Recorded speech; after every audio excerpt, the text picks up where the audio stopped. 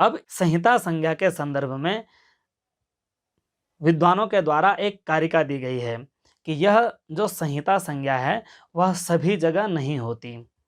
संहिता संज्ञा अनित्य संज्ञा है, अर्थात कहीं कहीं वर्णों का सामीप्य किया जाता है और कहीं वर्णों का सामीप्य नहीं किया जाता है। तो पूछा ऐसी कौन सी जगह है, तो इसके लिए कारिका कही गई है। संहितैक पदे नित्या नित्या धातुपसर्गयोः नित्या समासे वाक्ये तु सा विवक्षाम अपेक्षते। अर्थात अन्वय करते हैं। एक पदे संहिता नित्या भवति, धातुपसर्गयोः मध्ये संहिता नित्या भवति, समासेपि संहिता नित्या भवति, तु किंतु वाक्ये सा संहिता विवक्षाम अपेक्षते। अर्थात एक पद में संहिता नित्य होती है। धातु और उपसर्ग जब जुड़ते हैं तो उन दोनों के मध्य भी संहिता नित्य होती है। समास जब होता है तो वहाँ भी संहिता नित्य होती है। और इन तीनों जगह जब संहिता संबंधी कार्य करने होते हैं तो उन्हें करना ही है, नित्य होती है तो नित्य करना है। किंतु वाक्य में वह विवक्षा के अधीन है, अर्थात वक्ता की इच्छा है, यदि वह संहिता करता है तो संहिता संबंधी कार्य होंगे, यदि नहीं करता है तो संहिता संबंधी कार्य भी नहीं होंगे। उदाहरण के लिए एक पद में संहिता नित्य, तो पद किसे कहते हैं यह बताया जा चुका है कि सुप्तिगंतम पदम, सुबंत और तिगंत को पद संज्ञा कहते हैं। यह मेरा एक वीडियो है सुबंत और तिगंत वाला, आप उसे देख लीजिए, अच्छी तरह से समझ जाएंगे। तो रामः यह एक पद है, तो यहाँ र आ म अ विसर्ग इन पांचों वर्णों में नित्य ही संहिता माननी है। यहाँ वर्णों का अत्यधिक सामीप्य नित्य है और यहाँ संहिता नित्य है, अतः संहिता संबंधी कार्य यहाँ पद में यदि प्राप्त होते हैं तो होंगे ही।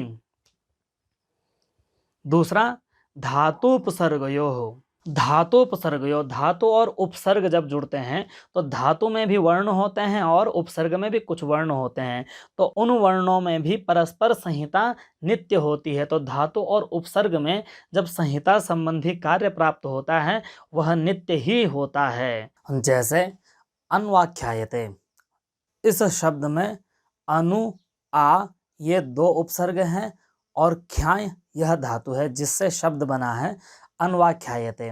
यहाँ धातु और उपसर्ग में संहिता नित्य होती है। इस सिद्धांत से अनु आ और ख्या इन तीनों को साथ में बोलना है, क्योंकि संहिता का मतलब है एक साथ उच्चारण।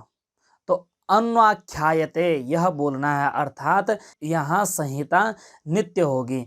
चूंकि संहिता नित्य होगी इसलिए अनु और आ, अनु के उ और आ इन दोनों में यण संधियों के अन्वाप बनेगा और ख्या जुड़ जाएगा, अन्वाख्यायते यह शब्द बनेगा। तीसरा है समासे, जब समास होता है तो वहाँ भी संहिता नित्य करनी होती है। जैसे सुधि उपास्य, सुधि है और उपास्य है, यह सुधि भी उपास्य, यह समास होकर के यह सुधि और उपास्य यह स्वरूप होता है, तो यहाँ संधि होती है। तो यहाँ संधि संहिता के अधिकार में है और संहिता नित्य ही होगी, इसलिए यहाँ संधि भी नित्य ही होगी।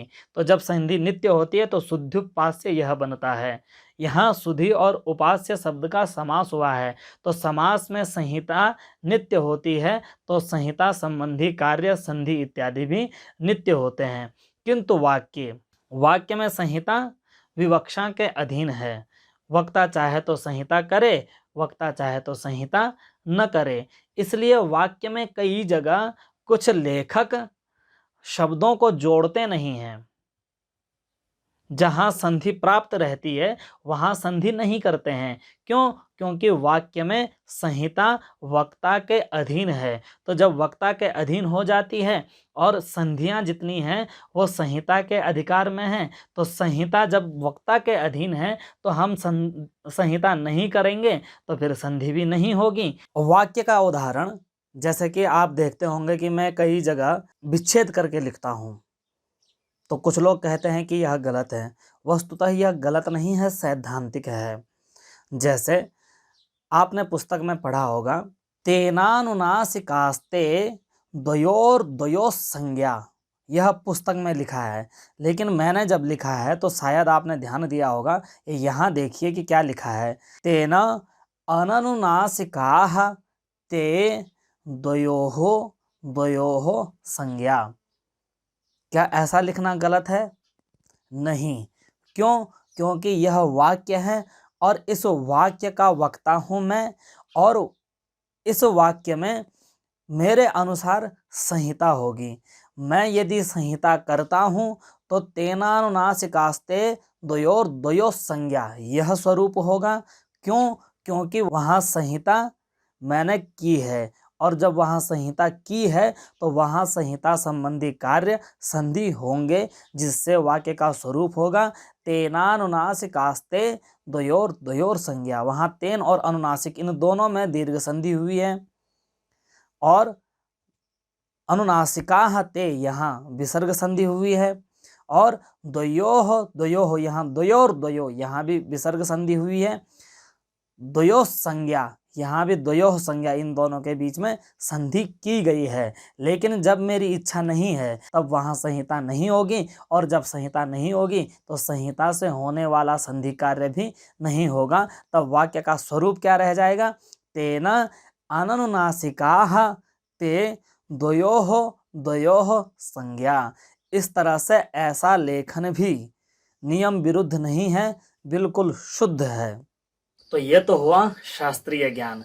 समझने के लिए संहिता संज्ञा को समझना है कि वाक्य में या पद में स्थित वर्णों का एक साथ उच्चारण, अर्थात वाक्यों या पदों में आने वाले जो वर्ण हैं उन वर्णों का एक के बाद एक इस तरह से उच्चारण करना कि उनके बीच आधी मात्रा वाले वर्ण के उच्चारण के काल के समान भी काल न हो, अर्थात एक वर्ण से दूसरे वर्ण के बीच में कोई ब्रेक नहीं होना चाहिए, एक साथ बोलना है। तो जहां जहां संहिता संज्ञा होती है वहां वर्णों का उच्चारण एक साथ करना है, और जहां संहिता संज्ञा अनित्य है अर्थात वाक्य में, वहां जब वक्ता की विवक्षा है संहिता करने की, तब तेनानुनासिकास्ते द्वयोर्द्वयोः संज्ञा, यही वाक्य होगा, इसको तोड़ नहीं सकते।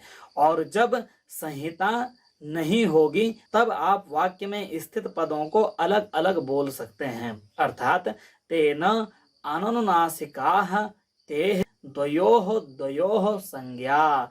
इस तरह से आप अलग कर सकते हैं, गलत नहीं होगा। तो यह रहा संहिता संज्ञा का अंतिम सार। तो इस तरह से संहिता 4 जगह होती है।